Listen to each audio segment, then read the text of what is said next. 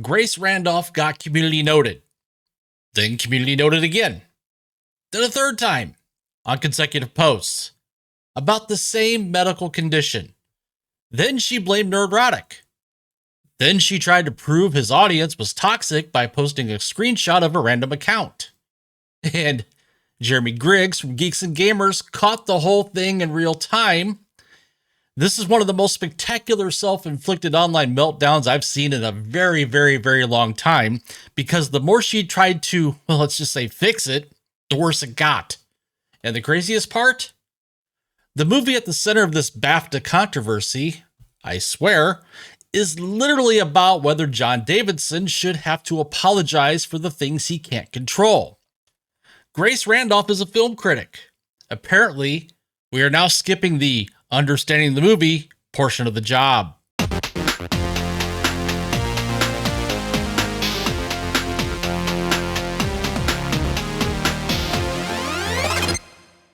What's going on, everybody? Welcome back to the Critical Nerd. If you're a returning subscriber, thank you. Thank you for stopping by again, checking this video out, my other videos. Good to see you guys again.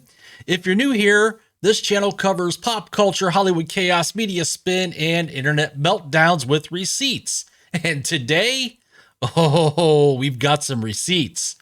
This is the Grace Randolph Nerdrotic BAFTA saga, and it is a case study in doubling down, misunderstanding a medical condition, picking the wrong villain, and then stepping on your own rake in public. So if you enjoy this kind of breakdown, if you would, do me a favor, hit like, subscribe, ring that notification bell, because this is exactly the kind of media nonsense we cover here. Let's start with the part that made this impossible to ignore. 3 community notes. Same topic, same medical condition, same basic misunderstanding. Now, you already know the BAFTA situation. John Davidson, a Tourette's campaigner and the real-life inspiration behind I Swear, was invited to the ceremony. His condition includes coprolalia, which can involve involuntary vocalizations of taboo words. Hope I pronounced that right. That means the words are not intentional, they're not chosen, and not a reflection of belief. That's the actual medical context. During the BAFTA ceremony, while Michael B. Jordan and Delroy Lindo were presenting, Davidson involuntarily yelled a slur. He later removed himself from the room and watched from the side. That's the human side at the center of this. Now enter Grace Randolph. She posted the take that set this thing on fire. The framing people reacted to was basically, Tourette's means no filter, so he must have thought it.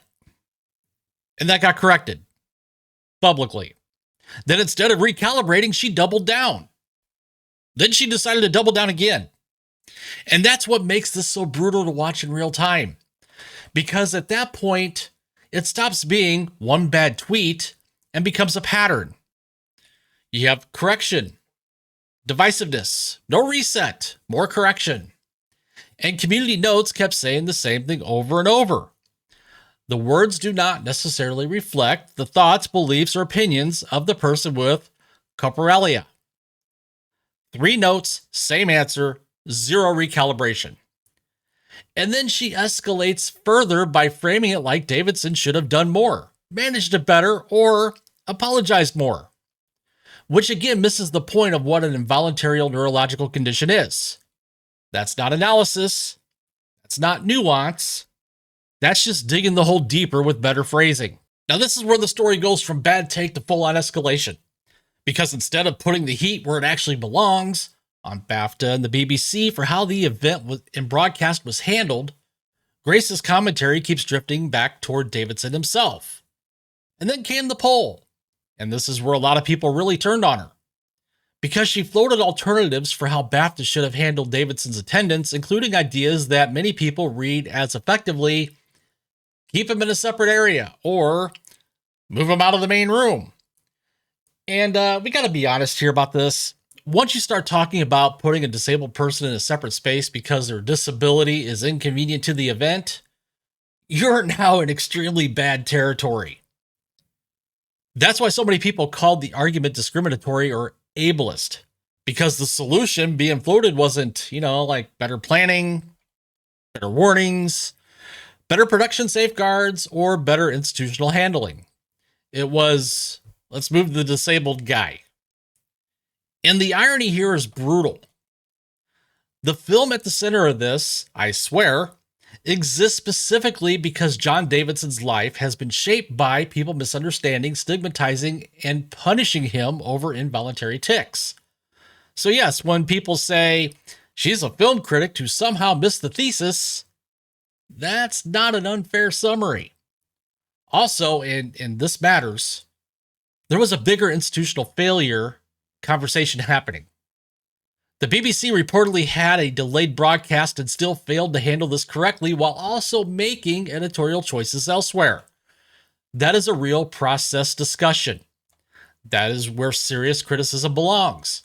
But instead of staying there, this turned into personal blame directed at the one person in the situation with the least control over what happened.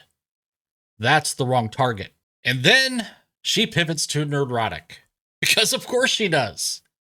This is the classic social media move. When your argument is getting shredded by facts, context, and medical explanations, you stop defending the argument and start attacking a person. Grace frames Gary, Nerdrotic, as part of a toxic YouTube ecosystem and labels him as someone using this situation to promote hate and bias. Well, there's just a little teeny problem here, though. Gary's actual core point on this, whatever people think of him generally, was pretty simple.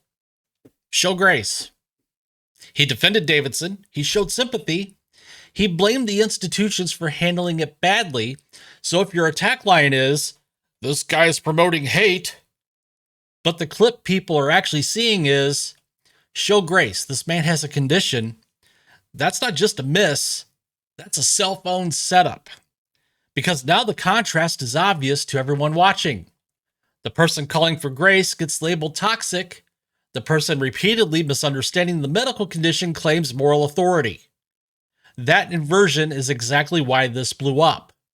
It looked less like accountability and more like deflection.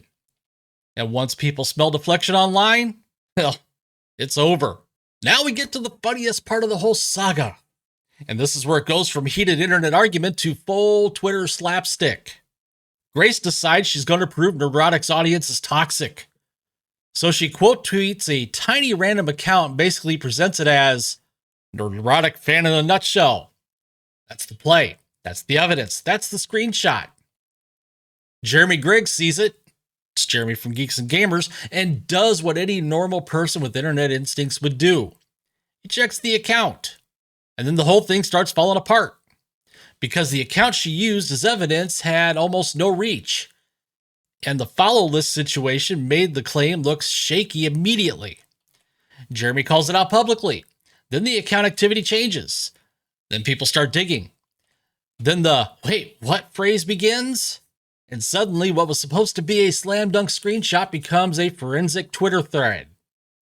The reason this part is so good, though, from a pure you can't make this up standpoint, is not just that the evidence was weak, it's that she escalated, generalized an entire audience, and then used evidence that collapsed under basic scrutiny almost immediately. That is elite level internet self-sabotage. And once Jeremy and others started pulling at the thread, the narrative shifted from, look how toxic Nerdrotic's audience is, to, why did you post this without checking literally anything? And that's the whole lesson right there. Receipts beat narrative every time. Here's the part that matters beyond the drama. Grace Randolph is not some random burner account with 43 followers and an anime profile pic fighting in the replies at 2 a.m. She is a mainstream entertainment commentator with a large audience and real influence. And over roughly 48 hours, the public record painted a really ugly picture. Argued against established medical context. Got corrected repeatedly. Kept escalating. Drifted into separate area logic for a disabled man. Attacked another creator. And used weak evidence that collapsed under scrutiny. And then, instead of resetting, kept pushing. Meanwhile, the film at the center of the conversation, I swear, is literally about the life consequences of people misunderstanding John Davidson's condition. So what does this actually reveal? it reveals a problem that's bigger than Grace Randolph.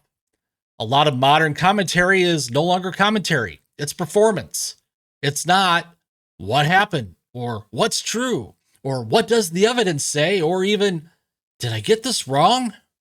It's become, how do I keep the moral posture? How do I keep the heat pointed somewhere else? Who can I frame as the villain so I don't have to backtrack? And when performance collides with facts, some people would rather invent a villain than admit they were wrong. That's what this saga looks like. Also, and this is important, the institutional failures in this story are real.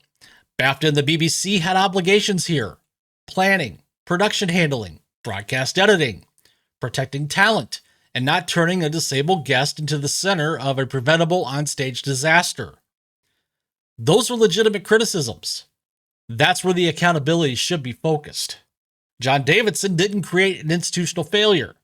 He got dropped into one. And that's the difference. And yeah, it matters. At the end of the day, Nerdrotic got the core point right. Show grace. The institutions failed. The man with Tourette's didn't. If you want me to do a follow-up on the BAFTA BBC process failure side of the story or a separate breakdown on the broader media reaction and doubled standards, drop it in the comments below. And if you think I got something wrong, just tell me. That's what the comments are for. I'm the Critical Nerd. Keep your expectations low and your receipts high. Later.